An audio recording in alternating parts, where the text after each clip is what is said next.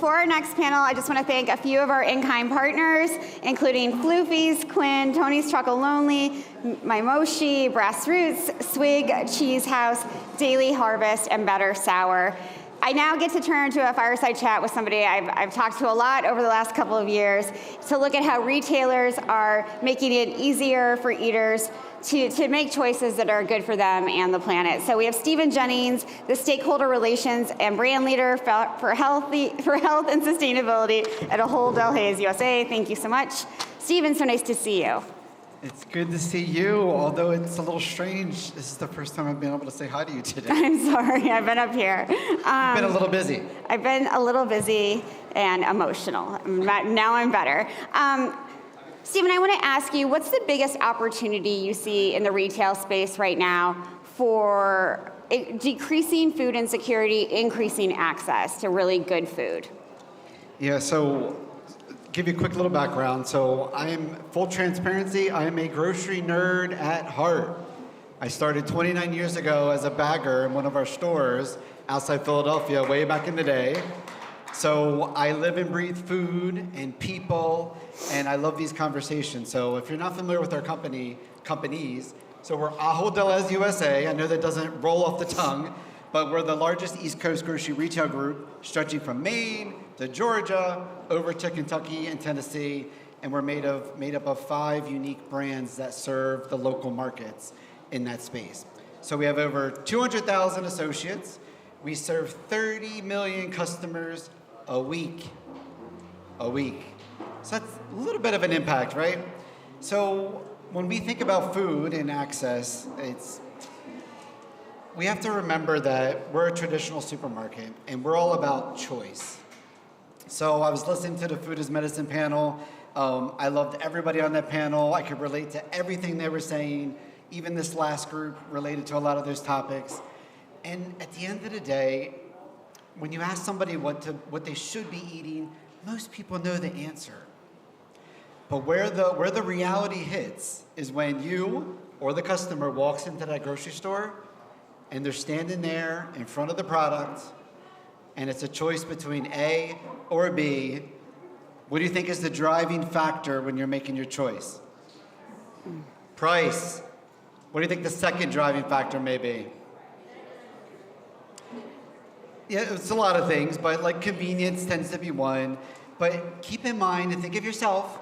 So 60% of Americans still shop in a traditional brick and mortar grocery store. That's a lot, right? So does anyone wake up and say, I can't wait to go grocery shopping today? Oh, it's great. I mean, I love it, but it's occupational hazard, right?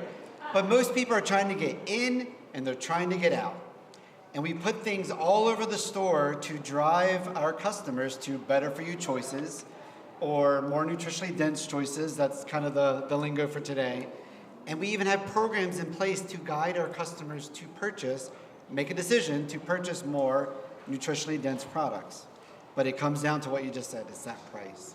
Because they have a split moment to make the decision, they need to get in and out and move on. So how do we capture their attention in our space when it's full of everyone's on their phone, they're Googling things when they're in the store, they're maybe making a recipe, but a lot of it has to do with what you and I grew up with. It's generational foods, right?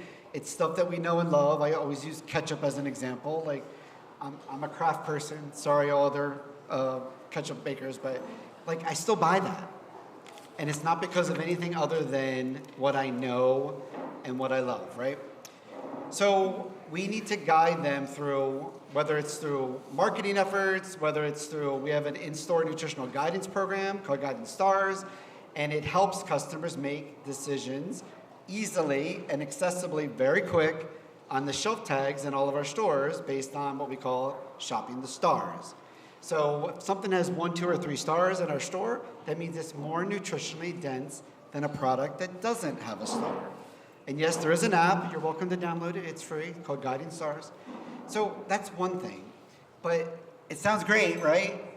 But here's the big but. What do you think the percent of awareness of those 30 million customers of our own program that's been in our stores for 18 years is? Like, throw out a percent. I wish it was 30. So, and some of our brands vary, but like we have an 11% awareness all the way up to a 45% awareness. Just depends on the market that it is in. So we can put the tools out there, but at the end of the day, you're making the choice that's best for you. So one of the things that we invest in is whether it's product placement or, because everything in our store is location, location, location. So one of the things that like Sprouts was talking about fresh produce is the first thing you walk into any of our stores, it's going to be the fresh produce department. What we highlight is what we're trying to, if you will, mentally push to you to purchase. And we do try to put those healthier products forward-facing. Yeah, no, I think it makes a big difference. And, you brought up nutritional density. That's, very in vogue right now. And we had a panel earlier. We talked about some of the food trends that are happening. And I'd be interested in hearing from you. In the retail space, what are the things that like are hot right now that you're seeing that are also good for our bodies and good for the planet? Yeah, so there's a lot there. So what I'll share with you is high level by commodities. So the reality of accessibility and affordability is some people don't see fresh fruits and vegetables as affordable and accessible. And it's for a variety of reasons. Price is one of them, of course. But one of the panelists, Neera from Google, mentioned as well is a lot of customers don't have the proper utensils to prepare some of these foods, or they don't even know what to do with it. And from a personal story, I didn't have fresh broccoli in my life, in my body, until I was 19 years old. And it wasn't because my parents didn't want to provide that.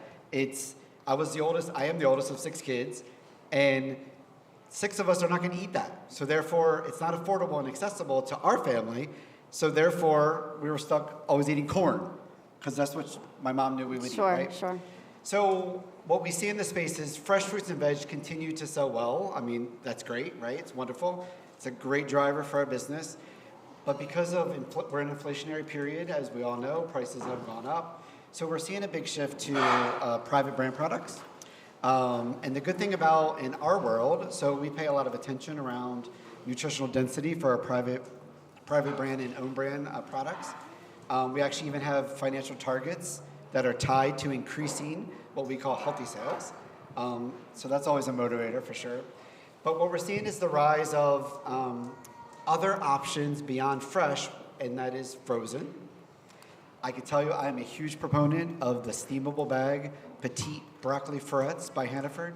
My favorite. I love them. I eat them like they're candy, those little broccolis. And then also low sodium, low sugar canned fruits and vegetables as well. So when we're talking affordable or fresh, affordable, and accessible for everybody, we have to meet customers where they are. Not everyone's there in the fresh camp, but then we may have someone that are in the frozen camp, and we can increase those more nutritionally dense products in that space. And then again, in the center of the store, which I know can be seen as the devil sometimes when things are in boxes or cans. But we got to remember, not everyone's in the same place on their journey as you might be. So we have to provide options for everybody. Yeah. I know one thing that's important to you in this last minute and a half, I'm hoping you can talk about the importance of partnerships and collaborations for the work that you do. Yeah, for sure. And the Food as Medicine panel is a great example of partnerships. So like Claire was talking about Feeding America. So for all of our U.S. brands, so last year in 2024, we donated 140 million pounds of food directly in the hands of people. That equates to 110 million meals. Now, it sounds great, right? And I'm not up here to brag about it, but what I'm telling you, it's sad because it's still not enough. We still have folks that are food insecure positive. So one of the things around the partnerships is, Claire is the national partnership when it comes to food insecurity, but we work all the way down at a local level with the church, with the mom and pop pantry, the soup kitchen that is in every one of our communities within where our stores are. And a lot of things that we don't talk about that we partner with, but kind of like don't get as much attention as like maybe a Feed in America, are local universities. The food insecurity for students is something that is kind of shamed and no one talks about. Right. In addition to rural food insecurity. Right. We focus so much on city and on urban, but the struggle is real everywhere, if you do not know that. So those partnerships all the way down to the mom and pop level are super important. And then other folks that were on the stage as well, like it's academia, it's partnering with NGOs and CBOs, because we're just a grocery retailer. And I say just because we know that we have to stay in our lane, and we know and love food, and we know and love people, but we need the community, we need academia, we need these national partners to actually bring it to life at scale to make a true impact. Yeah, none of you can do it alone, but I'm glad you're part of this conversation and those collaborations. Thank you so much, Stephen, for being here and your partnership. Thank you, everyone.